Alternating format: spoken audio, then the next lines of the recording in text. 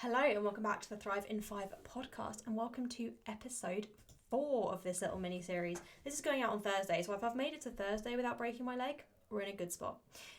So this week in this little mini series, we're talking about mistakes that I made in coaching and life lessons you can take from those mistakes. Some of those are sort of weight lossy life lessons. Most of them are just sort of life stuff, because life lessons are good. I think it's good to have life lessons, and I suppose it reflects a lot about my coaching that we don't just talk about fat loss, we talk about everything, because I coach the whole person. Which brings me on nicely to a mistake that I made in my coaching business when I started out, which was that I didn't coach the whole person. When I started out, I'm a completely different coach to the one who started out in the industry coming up 5 years ago now as a newly qualified PT in the middle of a lockdown. Let's not talk about having to give people coaching programs with like training programs with tins of baked beans and tights, because that's all we had. Back then, I thought that I had all of the skills that I needed to help people achieve their goals. And I was so wrong. Coaching people is a real honor and a real responsibility, and it's not, a lot of people get into this industry and, you know, a bit like I did, I guess, like have a PT qualification and think, well, now I can coach people. But I realised pretty damn quickly as soon as I started coaching that just giving someone a training program and setting them some calories is a really, really small part of what coaching is, of what that looks like. In order to coach somebody, you need to understand their physical health, their hormones, their nutrition. You need to be able to support them with their mindset, their mental well-being, their stress levels, their sleep. You need to be able to help them to motivate themselves, to understand their own behaviour, to help them make the changes they wanted to make. You need to have great interpersonal skills. You need to have great organizational skills. You need to be also your own accountant and finance person and like chief operating officer. And you need to do a whole bunch of stuff. Since I first started out over the last sort of 5 years, I have spent an absolute fortune, and my accountant will testify to that. The poor bloke just receives lots of invoices from me going, I'm just going to log this as an expense. I spent a fortune on education and development across so many areas.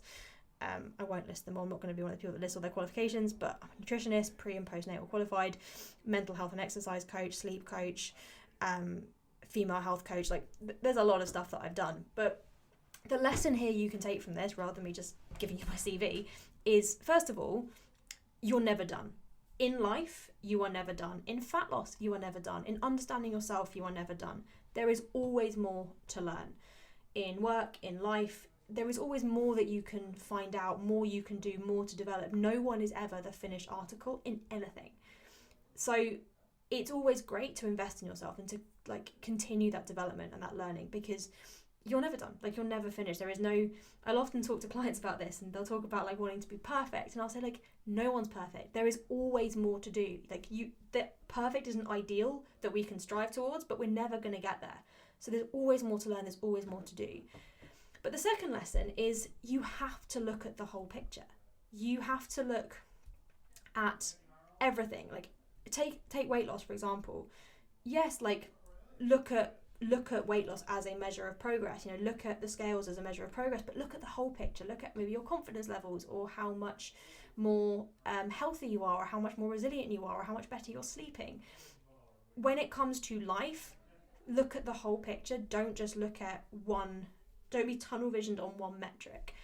And I used this example, I think, in an episode last week, but I lost weight in the past. I got loads of compliments and I was absolutely miserable at the time, because it's not just about weight loss. So when it comes to your goals, when it comes to you wanting to lose weight and get back into a size 12 or whatever it is, think big picture. Don't get tunnel visioned on one thing.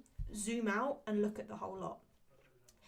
And it's why within More to Life, as I talked about in yesterday's episode, we have the wins dashboard where we look at success across a whole range of metrics. And it's why the goal of the program isn't just weight loss. It's to help you lose weight, but to enjoy the life that you work so hard for.